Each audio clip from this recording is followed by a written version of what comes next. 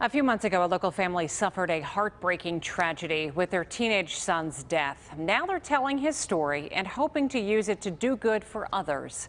Here's Lynne Hayes-Freeland.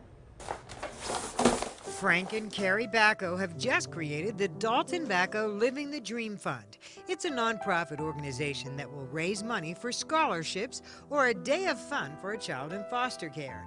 Now that in itself is not remarkable, but the reason behind the fund is. He was the best son that a son could be. He really was. And there's not a minute that goes by now that we don't miss him. Welcome to the giraffe area. Dalton was first featured on KDKA's Waiting Child series back in 2010.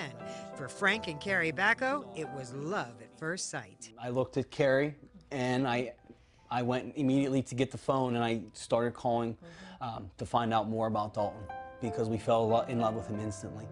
Dalton settled into his new family life quite well. They traveled the world, showering Dalton with love and attention, and he gave it right back. My mom will love you, and that was, how he left every time. Including the last time the Baccos saw their son.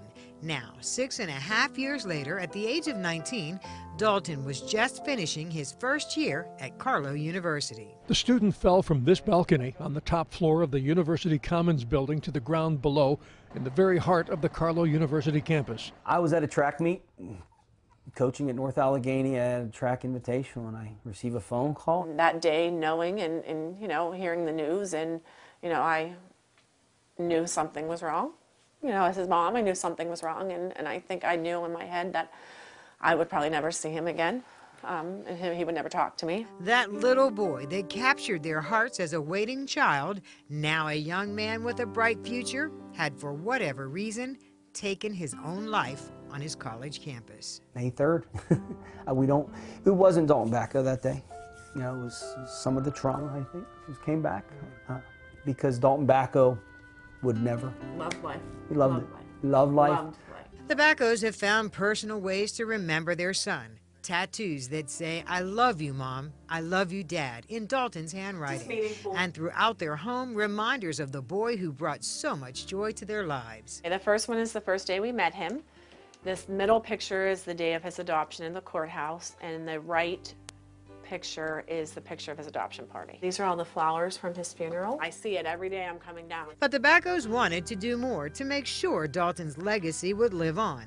That's how the Dalton Bacco Living the Dream Fund was born, because he always wanted to give back, so now they're trying to give back. I have a nice personality. He never forgot the kids that he spent so much time with. Dalton spent 6-7 years in and out of foster care. And homes and solid, yeah. And he always talked about it, about the kids that may never find their family. The first event, hosted by the Living the Dream Fund, will be a golf outing in September. They hope to attract interest from those who knew their son and those who didn't. From there, other events, all to raise money to give back to children who wait. Children like Dalton, who are waiting for that forever family. He was a loving, caring child that he would be very happy that that we're helping other children, because that's what he wanted most, is to be able to help other people. One day, we'll try to find a new normal. And right now, the new normal for me is to continue to promote Dalton's life through Dalton's Living the Dream. Lynne Hayes-Freeland, KDKA-TV News. And the family has started a Facebook page for the Dalton Bacco Living the Dream Fund. We do have a link under links and numbers at KDKA.com.